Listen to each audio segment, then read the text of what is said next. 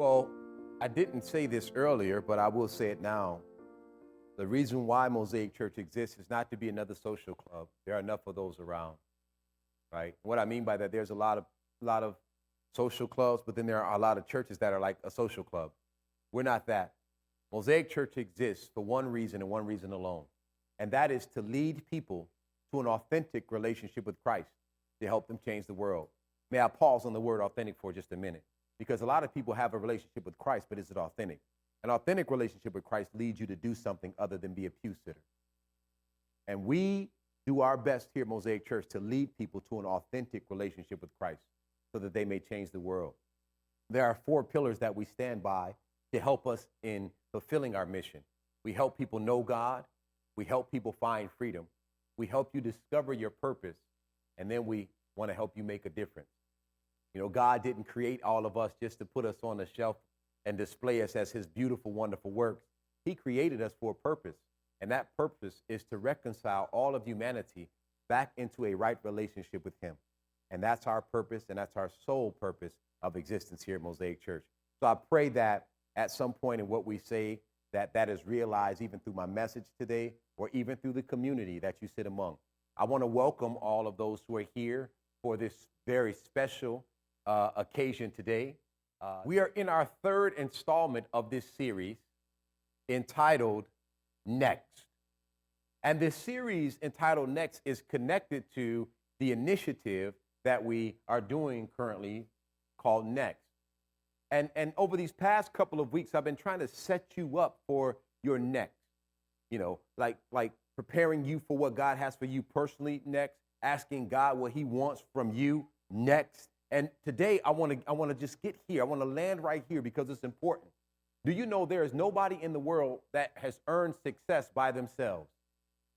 Success, I'll say it this way, success doesn't happen in silos. You cannot get to your next without the help of somebody.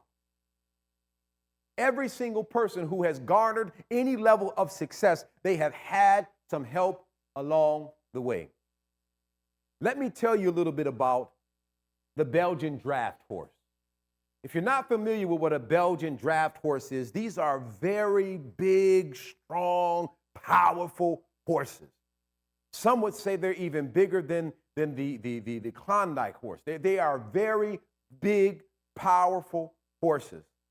And they are known for their size and strength. As a matter of fact, they weigh about 2,000 pounds on average and stand nearly 6 feet tall. And a single Belgian draft horse is capable of dragging 8,000 pounds in a competition. A single one, 8,000 pounds. A team of 2 draft horses is capable of pulling not 16,000 pounds, but 24,000 pounds. Further, if those 2 horses are raised and trained together, they can pull 32,000 pounds. That's 4 times the weight that can be pulled by a single horse. And you want to know why? We can look to physics for the answer. You see, we look at physics and use formulas to equate why this is possible. But we can also look to psychology to find the answer. And the answer is simply this: synergy. Synergy is what causes these 2 giant animals to pull not twice their weight, but 4 times their weight, especially if they're raised together. Synergy. Synergy. What is synergy? Let me explain synergy to you. Synergy is made up of 2 words, 2 Greek words. Here they go. The first word, syn, means with. The first part of that word, synergy, syn, means with, S-Y-N. Ergos, which is also Greek, means working together. So the reason why they can do more, 4 times more, especially if they're raised together, they know each other, they've been around each other, they've been trained together, they've operated together, and they can do more than that because here it is, they know what each can do, and they work together to do above and beyond what that is. We here at Mosaic Church And I'm not talking about membership. I'm talking about everybody under the sound of my voice. In order for us to receive and achieve great success, there must be synergy with somebody else. Now, our first relationship happens with God. Like that's our first partnership. It's with God. But the next partnership is with people that he puts in your life so that you, through the portal of and the psychology of synergy, can do more with somebody else than you can by yourself. See, wherever you're going next, you need somebody to at least show you the pitfalls on your next level. Wherever you're going next, you need somebody to at least show you how to handle the work on the next level. Wherever you're going next, watch this, you need somebody to introduce you to somebody on the next level. You need someone to help you get to where you're going, but that is all connected to synergy. Beloved, I have a message I want to share with you today, and it's simply entitled this: Day Ones or One Days. Day ones or one days. And what I mean by that is, in life, we have to have people that we consider either day ones, or there are people in your life that are one days. And who are the one days? The one days are people in your life that's been there all your life, and you waiting one day they're going to help me out. One day they're going to contribute. One day they're going to actually help me get somewhere. One day they're going to reciprocate all that I've given. Because here's what happens. I look at social media, and I probably do it too much, to be honest with you, Rajeen. But I look at social media, and I see people talking about day ones. And I be like, wait a minute, didn't you just talk about them last week? Day ones, my day one, my day one, my day one. But then here's a funny thing. That same person say, there's my day one, there's my day one. A couple posts later, they be like, man, ain't nobody around for me. What happened to your day ones? Because, see, what happened is you gave a day one the wrong title when they should have been a one day. You're expecting something from them that they're not capable of giving you. You've given them a title, expecting them to live up to the title, but they have not earned that title. You made them a day one when they're actually a one day. And for you to get to the next level, you've got to identify strategically who are my real day ones and who are my one days. Can I fix this for you so it can help you understand the difference? I got to say this. Your one days aren't always the people you grew up with and known your whole life. As a matter of fact, a lot of those people are your one days. They're still in your life because you're hoping that one day they'll get it, that one day they'll join the success, that one day they'll come up to your level, that one day they'll serve the way you serve, that one day they'll give the way you give, that one day they'll believe the way you believe, that one day they will actually be a day one. That's why they hang around. But you need day ones. And so here's a day one. A day one is not somebody you grew up and known your whole life. A day one is somebody you meet, and instantly from that day forward, they're in your life, supporting you, loving you, calling you, checking on you, offering advice when you need it. They're there. They check on you when they ain't heard from you in a while. That's a day one. And some of you all have given me the wonderful privilege and honor to be considered a day one in your life. Thank you for access. Thank you for the invitation, and I pray that I live up to being a day one. Some of you all have been day ones in my life, and it's not based upon relationship in terms of familial relationship. It's based upon, have you been the voice that I needed? And when was the last time you checked on me? When was the last time you offered me something other than your excuses? You see, I got a bunch of one days that call and text, and I'm like, uh-oh. Then they get mad when I don't call them back. I'm like, I'm going to tell you, there's a one day that I have or had. They're trying to move up to day one status now. But there's a one day I had, and they're like, how come I'm always calling you? You don't ever call and check on me. I said, that's a good question. How about we unpack that? Because every time you call me, you always got something negative to say. Like your whole life is negative. Let me tell you what happened to me today.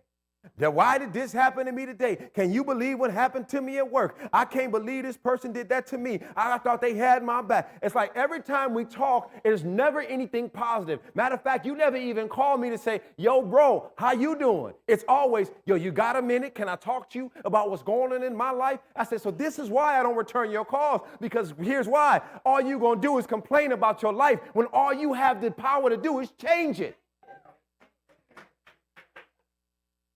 I say this often for those who've never heard it. We cannot control the things that happen to us. We cannot control the things that happen around us. But doggone it, we absolutely can control how we respond. So in other words, since all you want to do is call me with negativity, my response is, ignore, I'll leave it on red. Because I don't got time for all your negativity. So either you gonna change and just call me like, hey, and guess what the person did? How do young people say it? When I read them, they changed. It was like, yo, started with a text. Hey, just send you a text to check in on you. I was like, okay, let's see how long this lasts. Then it moved to a call. Yo, bro, what's up, man? I'm like, what's going on? I'm waiting. I'm like, and he starts talking, man, I'm doing this, I'm doing that, and man, this is working out over here, and I went and hung out here, and da-da-da. I'm like, okay. I look, I'm like, okay, we've been talking about 10 minutes. He ain't said nothing negative yet. Maybe there's growth. And we keep on going. I'm like, uh-oh, he's always there. Then he's like, but let me tell you, and I was like, one day, that quick, one day. Some people can't help themselves, but you can help yourself. Can I say that? Some people can't help themselves. That's who they are, but you can help yourself. And you don't have to disassociate with them, but you can definitely kind of, how can I say this? You can definitely marginalize how much time they get with you. You can definitely decide how much access they have to you, because where God is taking you, hear me, beloved, some of y'all have not been promoted. Some of y'all have not gone where God has called y'all to go because you got these one days hanging on to you. And God is saying, you want me to give you more in terms of influence. You want me to give you more in terms of relationship, but you have not made room for more. Because you keep giving all your time, all your attention, all of that wisdom, all of that good stuff I've given you. You're giving it to a one day, not a day one. And we've got to shift that. You see, Erwin McManus, the pastor of Mosaic Church in Los Angeles, an amazing guy. He says this. He says, in every church in America, there are two kinds of people. Mosaic Church has heard this. If you've not heard it, this will be good for you. He said, there's two kinds of people in every church in America. There are those who wear the T-shirt. Oh, I love my church. Oh, I love my church. And then there are those who wear the jersey. I love my church. Put me in the game for my church. I love my church. You can't say nothing bad about my church. I love my church. I'm the first to show up and serve my church. I love my church. I'm the first. You ain't even got to ask me for the offering, Pastor. I love my church. Put me in the game. Let me run the play because I love my church. And can I say this? There are people in your life that fall in the same two categories. And there are people in your life that's wearing a T-shirt. Ooh, I love you, Uncle Brian. Uncle Brian is my man. He's the guy. You're looking good. But if the minute something happens, they're like, oh man, I'm praying for you. T-shirt wearers. They cheer you on from the side. They cheer you, man. They want you to win. They're sad when you lose, but they're not going to help you get back up. Jersey people say, man, you going through something? Hey, I'm on my way. Jersey people show up unannounced and say, yo, you didn't sound right on our last conversation. So I decided to show up. Are you good? Jersey people come and they hear you talk about your plans, and you start talking about, man, I got this business plan and I'm looking for investors. And by the end of the conversation, they say, what's your Cash App again? That's Jersey people. That's people who wear in a jersey who say, man, I believe in you so much, I want to invest. Jersey people are people like Dan and Patty Kalal in Pennsylvania who said, Pastor B, y'all doing this next initiative. We're not members of Mosaic Church, but we still wear the jersey from Mosaic Church. We want to be the first at the first of the year to give $1,000 to this initiative. Those are jersey wearers. Oh, I love jersey wearers. I love those who put on a jersey and say, you know what? Don't just tell me about the plan. How can I contribute to the plan? How can I help you be successful? But oftentimes we have cheerleaders. We got cheerleaders. Here's our cheerleaders cheer on the team, but they never jump in the game. But we're not going to judge them because guess what? That's their assignment. Their assignment is just to cheer you on. They're not equipped to jump in the game. They don't have the anointing bandwidth to jump in the game. But see, what you're looking for in this season are teammates. Teammates ask, what's the play, and let's run it. What we doing next? Who can I introduce you to? Those are the people we need to have. Let me share some scripture so y'all can say y'all went to church today. Let me give y'all 4 points, and then we're going to go down to the water. Linda has requested that I say, take you to the water, and that I sing that, and I'm not going to sing that, Linda. I'm sorry. I love you, though, with all my heart, but I'm not going to sing that. So after I do these 4 points and so forth, we'll go down and have a baptism service. Day ones versus 1 days. First point I want to share with you is this. Day ones don't just see you win, they help you win. Day ones don't just want to see you win. I said that wrong. They don't just want to see you win. They help you win. Like you tell them, watch this. Woo, come on. I remember when me and my wife first got married, the first thing we did, I will never forget. We would ask couples, how long you been married? And they said, we've been married this long. And we would say, what did it take? And then we asked people, certain people who were ahead of us in marriage, will you be our mentors?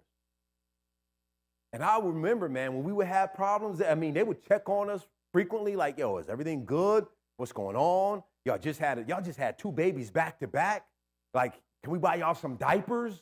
These are day ones. These are people who are like, you know what? We want you to win. We know diapers are expensive. And you say your baby got to have that special kind of Similac, whatever that stuff they call this, that costs the most money. I think it's a setup. I think they're like the doctors and the people who make this formula. They're like in cahoots. They're like, you know what? Every baby needs a special lipo. What is it called, honey? That milk, the special milk our kids had to have. No, it's not Similac. It's a special one where you can't have lactose. Where you lactate. There it is. It's the most expensive one, whatever it was. I think they're in cahoots, man, to make you spend more money. I'm being real. I'm like, come on, man. We ain't even had that growing up, man. We just had regular milk. And watch this. I'm about to real gold school. And if you didn't have that, you got some pep milk. Come on. Whatever we had, you got that. Amen.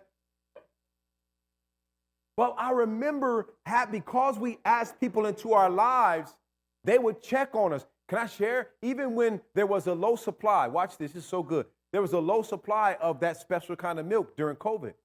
And there's a beautiful baby in our church. She's not a baby anymore. She runs this church, right? This is her church. It's called Sage's Mosaic Church. Okay. But I remember, this is so crazy. Like there was a shortage of the milk that she needed.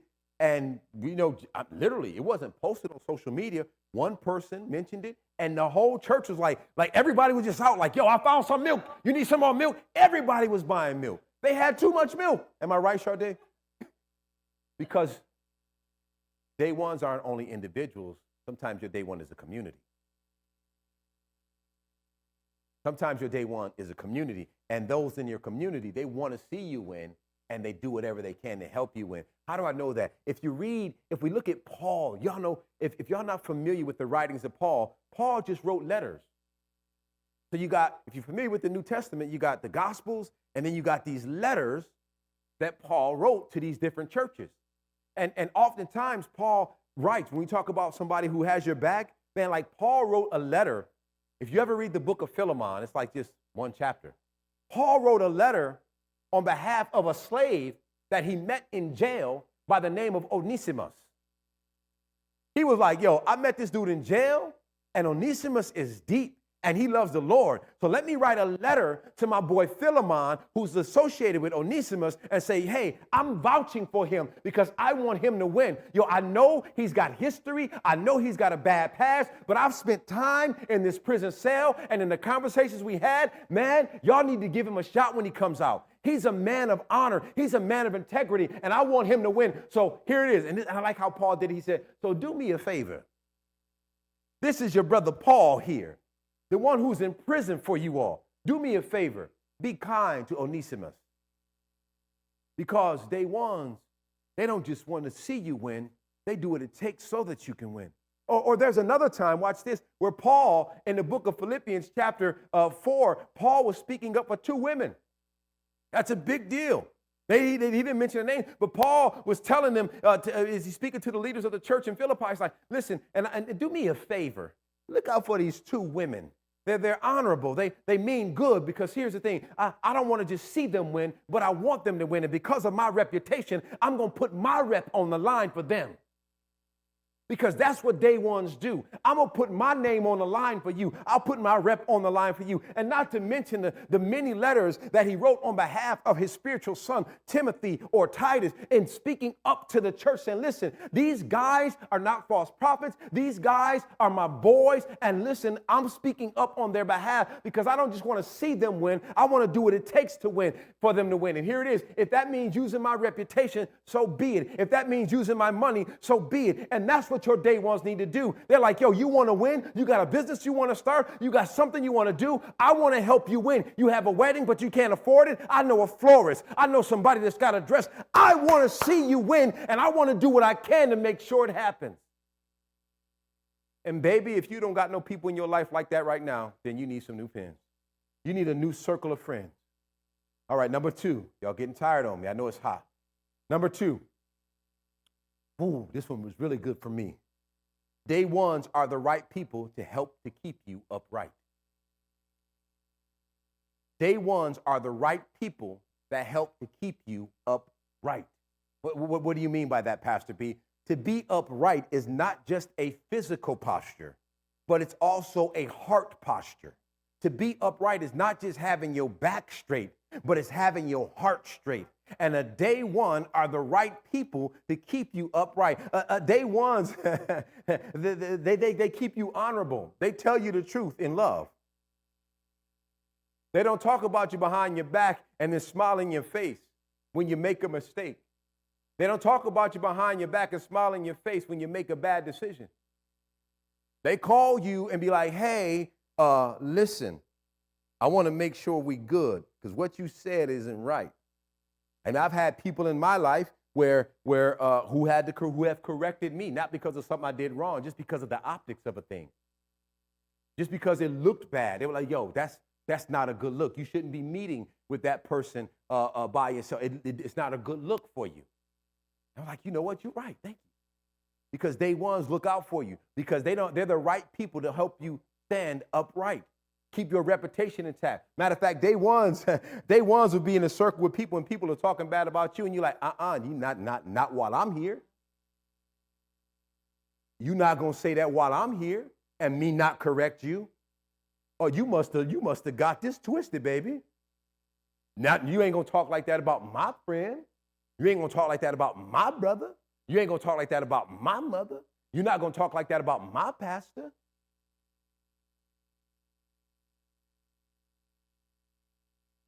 Yeah, stuff gets back to me. I don't care. Maybe a little. My feelings hurt sometimes too. Anyway, but day ones, the whole day, they keep you in honor. Watch this. Galatians chapter 2, verse 11 through 13. I love this because we know Paul is an incredible apostle. But so is Peter. You know, the church was born from a preaching of Peter. And watch what happens here. This is Paul talking about how he had to check Peter. He said, but when Peter came to Antioch, I had to oppose him to his face. But what he did was very wrong. When he first arrived, he ate with the Gentile believers who were not circumcised. But afterward, when some friends of James came, he was acting brand new. Peter wouldn't eat with the Gentiles anymore. He was afraid of criticism from these people who insisted on the necessity of circumcision. As a result, other Jewish believers followed Peter's hypocrisy, and even Barnabas was led astray by their hypocrisy. Here's what I love about it. Because I know people are like, well, what was what was Peter's response? I'll tell you about that in a minute. But what I love about it was that he saw like, yo, bro, I love you so much. I've got to correct this, bro. And here it is. It's not just you, but I love everything about you. Peter, I don't want you to have a messed up reputation. Like you walked with Jesus. And from what I understand, as the story's been told to me, Peter, like this whole movement was started with you preaching. So if that's true, we can't have you out here acting all willy-nilly. We can't have you just choosing who you want to hang out with and who you can't hang out with. As a matter of fact, we can't have you out here having preferential treatment to certain people because you're afraid of being judged. That's not what we're doing. We're not doing that, Peter. Now, I'm going to be honest with you. If Craig said that to me, because Craig is here, and was just like, if I decided, and I was acting like Peter and Craig came to me, I'm going to hear it, but I'm going to be salty. Like, who you think you're talking to, bro? You can't just come to me like that. And then there's this other side of me, because I'm human, there's this arrogant side of me, Mr. Al, that'll come out and be like, bro, I'm the pastor. You can't just talk to me any kind of way. Because that would have been the position of Peter, and Craig's position would have been the position of Paul. Watch Peter's response. If you go to 2 Peter chapter, where is it at? Well, I'm not going to put it up there. Y'all just trust me on this. Check it out on your own. You go to 2 Peter chapter 3, watch what Peter's response. You would think that Peter would be salty. Peter would be upset that Paul confronted him about something that was true. He was out of line. This is what Peter says in a letter that he writes to another church. He says, and remember our Lord's patience gives people time to be saved. Here's the part I want you to catch. This is what our beloved brother Paul also wrote. He didn't say this is what that old hypocrite, that old mouth-speaking Paul, the one, he ain't even walked with Jesus. Who we think he is. No, he said our beloved brother Paul, the same beloved brother that called him out when he was out of line. Because day ones, because they want you to win, they want to make sure that if you're out of line, you get back in sync with the plan that God has for your life. They're not going to just let you stray. They're going to make sure you get back on track. And that's what Paul did.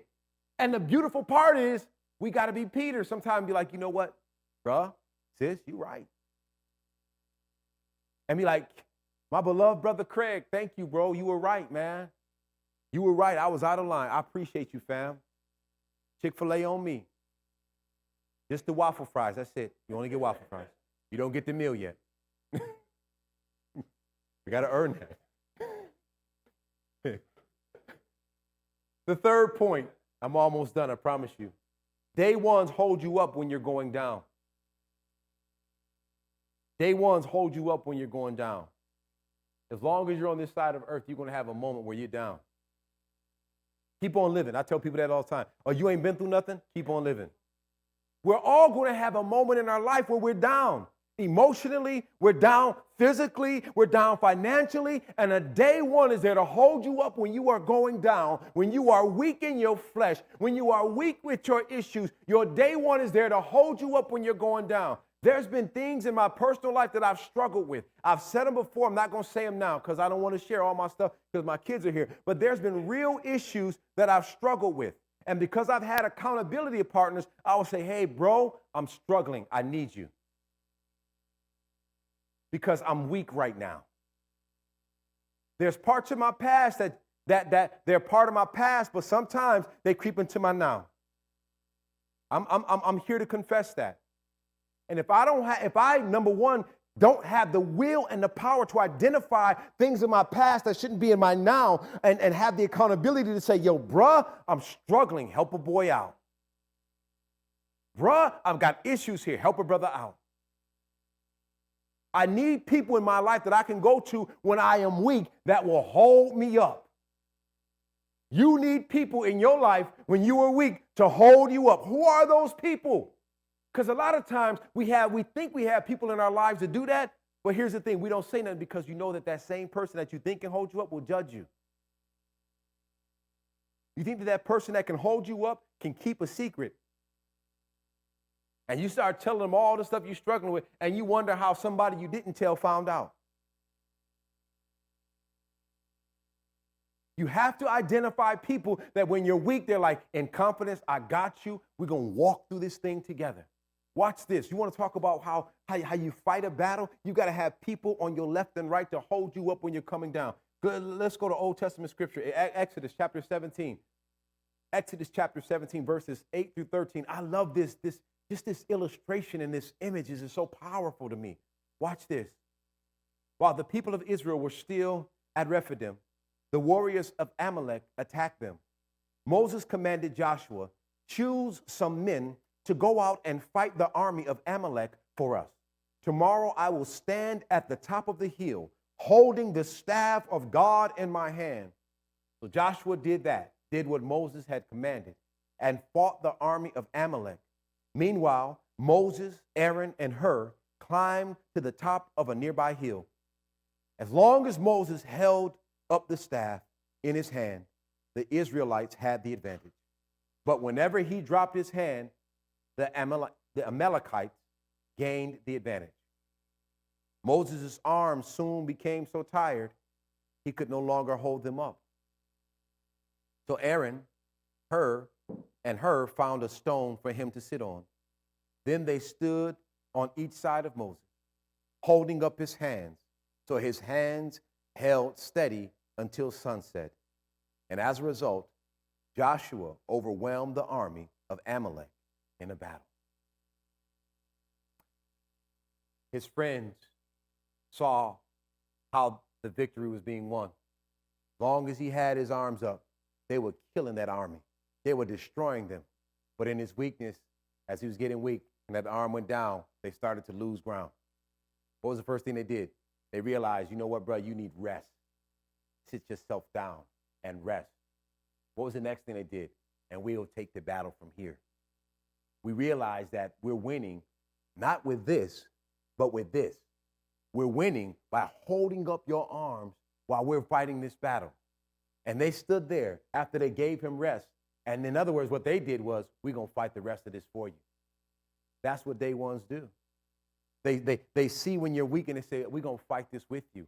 We're going to fight through this for you. When you're in grief, we're going to fight this for you. When you're going through a financial crisis, we're going to fight this with you and for you. They may not have the money to bail you out, but they can certainly lay there, be with you until you get through it while you're going through it. These are what day ones do. They pick up where you have left off. When you don't have the strength to fight yourself, they jump in and fight with you and even sometimes fight for you. That's what your day ones do. They look at it and say, this is not your battle, it's our battle. You're not going through this, we're going through this. If you lose, we all lose. If you're hurting, we're all hurting. If you're sad, we're all sad. That's a day one. Who are your day ones? My final point, then we're going to go to the water. Day ones aren't in your life seeking blessings. They see being in your life as a blessing. Day ones are not in your life seeking a blessing. They're not in your life because of what they can get from it. They're in your life saying, what can I add to it? That's a day one. They're part of your life. They say, I don't want a blessing. It's a blessing for me to be in your life. Thank you for allowing me to be in your life. People are amazed when I reach out and I say to them sometimes, like, you know what? Thank you for letting me be in your life. They're like, huh? Pastor? You're pastor. I'm like, no, but I'm Broderick. You don't have to let me have access to you. You don't have to let me into the intimate parts of your world. But thank you. Thank you for letting me in. It's a blessing for me to be a part of your life. Can I say this to Mosaic Church? Can I get personal? It's a blessing for you to decide that I'm worthy to be your pastor. There are some great preachers out in this world. We in the Bible Belt. We in Atlanta. I can throw some names of some phenomenal preachers up right now. But you choose to call Broderick Maurice Santiago your pastor. You entrust me with your spiritual growth. Man, that's a big deal to me. Thank you. I mean, I'm saying that right now to Mosaic Church. Thank you. Those who allow me to lead you and shepherd you, some of you for over a decade. Thank you. Because it's a privilege for me to have access to you. The blessing is not that I'm in your life. No, the blessing is that you allow me to be a part of yours. Thank you. And that's how you got to see your day one. You hanging with me because of what you get? Or are you hanging with me because of what you can give? Like, are you my friend because you of what you receive by being my friend? Or are you my friend because you want to make sure that I receive something from you?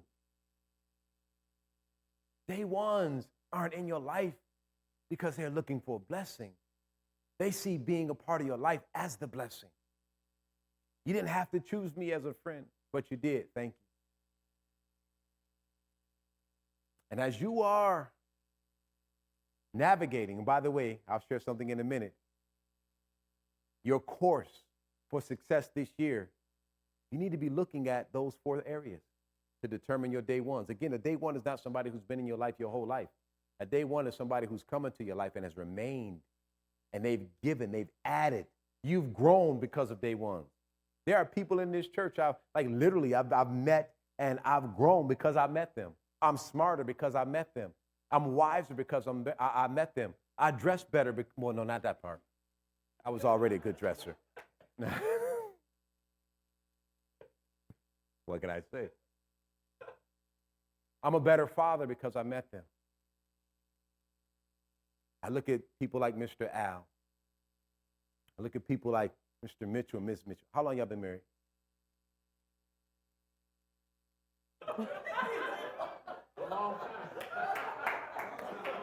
I put him on the spot.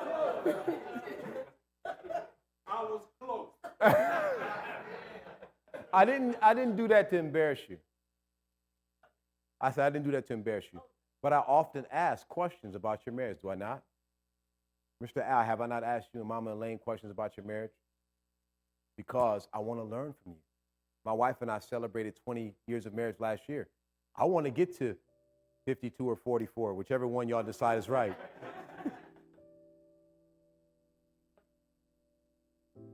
53. I'm only 49. They've been married longer than I've been on this earth.